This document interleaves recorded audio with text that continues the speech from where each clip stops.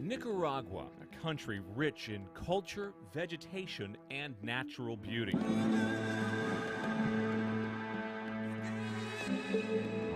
But take a closer look and the view quickly changes. 60% of the population lives in severe poverty. Some live in small shacks that house several families.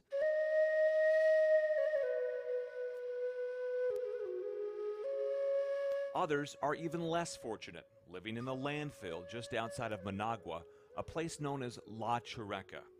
Here, vultures and children scrounge for the same scraps of rotten food.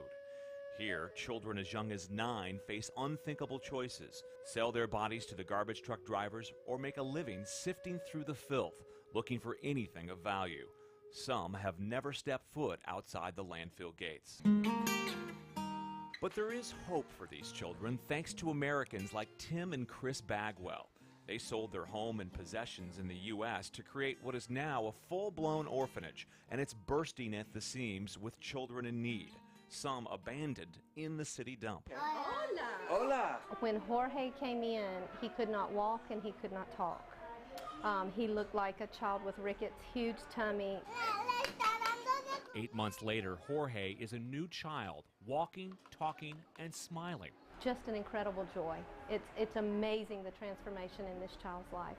Another child was the product of a violent rape whose mother tried to self-abort. He is an abandoned orphan. She wants nothing to do with him, no part of him. So he could be adopted? He at some point will be, yes. This place initially had no fence around it, and the banditos would come and steal the rice and beans. Helen Little is another American making a difference. She and her husband are selling their luxury condo in Oregon to bring a band of brothers into their family. We are selling our home in Portland and moving down here to go through the adoption process, which will take, we think, 2 years, maybe 3. If you would have told me this a year ago or 6 months ago, it was not even in my thinking. Tim Bagwell says seeing the kids transform makes the sacrifice of giving more than worth it. And they come in with their defense mechanisms up. They're hard to get to, they're hard to reach, but over a period of a couple of weeks, you see all those defense mechanisms melt and come down, and they start opening themselves up. They are willing to be vulnerable and intimate and to be known again. And so that transformation is one of the greatest joys in what we do here. Chris says she knew as a child that this was her calling. I used to dream that people abandoned babies on our doorstep. And I would get up and run to the door to see if there were any babies out there, and my mom would, it was crazy.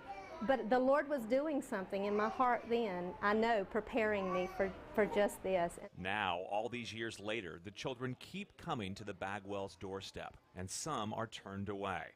But that does not have to happen. The Bagwells have acquired new property where they plan to build a new facility and help many more children. Further proof that when people who care make a commitment, miracles can happen. Just ask the Bagwells.